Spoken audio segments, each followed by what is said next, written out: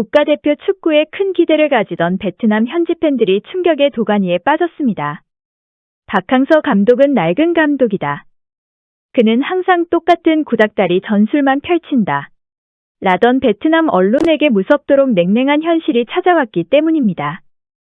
베트남은 박항서 감독이 일궈낸 영광들을 베트남의 축구 황금 세대 덕분이라고 생각했고 베트남의 눈부신 성과를 당연한 결과로 여겼습니다.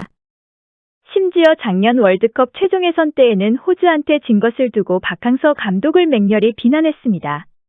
당시 베트남 언론인 베트남넷은 박항서 감독이 다시 한번 구닥다리 전술을 펼쳤다. 그는 오랫동안 수비 불안을 해결하지 못하고 있고 이는 명백히 박항서 감독의 잘못이 분명하다. 고 보도했습니다. 그러나 호주는 본래 베트남 축구가 범접할 수도 없는 체급이 다른 팀이 분명합니다. 그러나 베트남은 우리의 황금 세대는 호주를 이길 수 있는 재능이 있는 팀이라며 호주에게 진 것이 박항서 감독의 전술 때문이라 비난하였습니다. 박항서 감독이 베트남 축구를 동남아 최강으로 이끌었음에도 아시아 축구 강국들 사이에서 기량 차이를 절감하자 모두 박항서 감독 탓으로 돌린 것입니다. 결국 박항서 감독은 계속되는 비판에 지쳐갔고 결국엔 상호합의하에 베트남과 작별했습니다.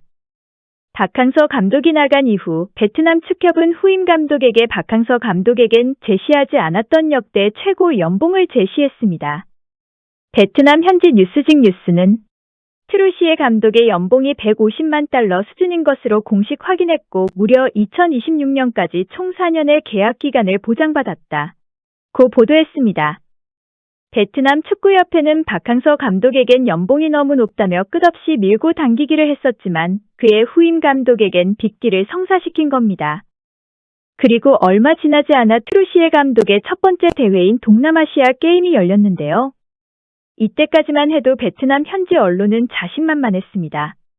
매체들은 일제히 드디어 박항서 감독의 낡은 전술을 보지 않고 기량이 일취월장한 베트남 선수들의 퍼포먼스를 마음껏 볼 수 있다. 베트남 국민들은 대회 3연패를 낙관적으로 바라보고 있다. 라도 말했는데요.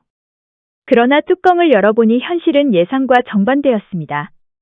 동남아시아 게임에서 박항서 감독이 6대0으로 대승을 거뒀던 라오스를 상대로 엄청난 졸전을 펼친 것입니다.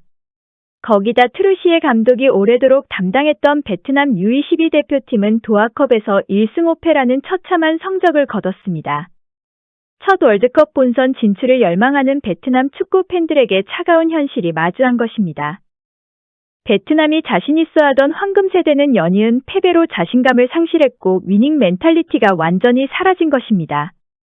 그제서야 베트남 팬들은 박항서 감독이 얼마나 대단한 감독이었는지 알게 되었지만 이제 와서 땅을 치고 후회해도 박항서 감독은 돌아오지 않습니다.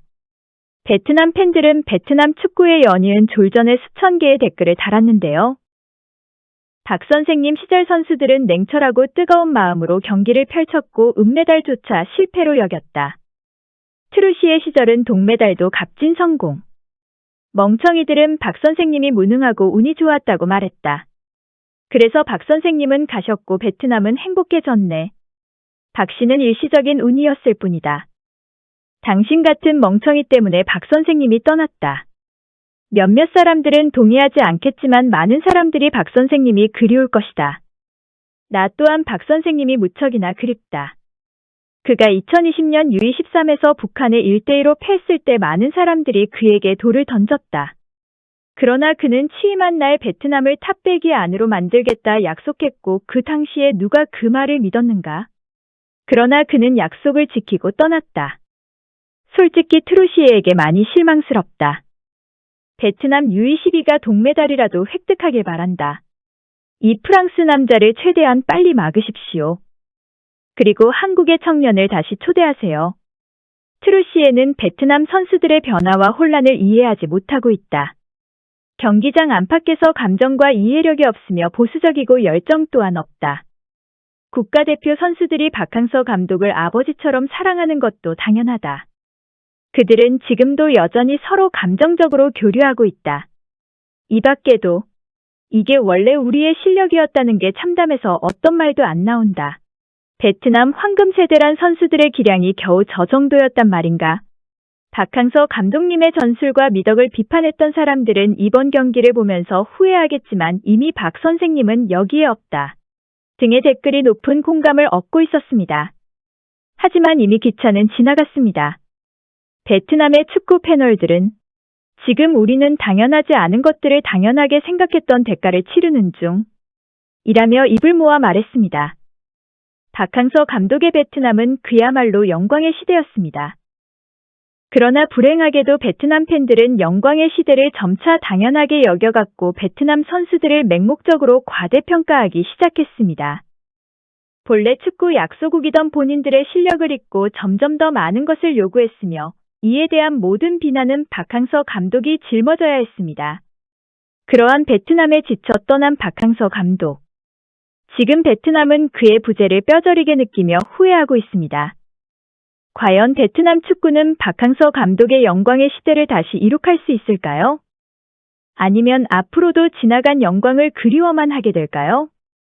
과연 베트남 축구가 앞으로 어떤 미래를 맞이하게 될지 그 귀추가 주목됩니다.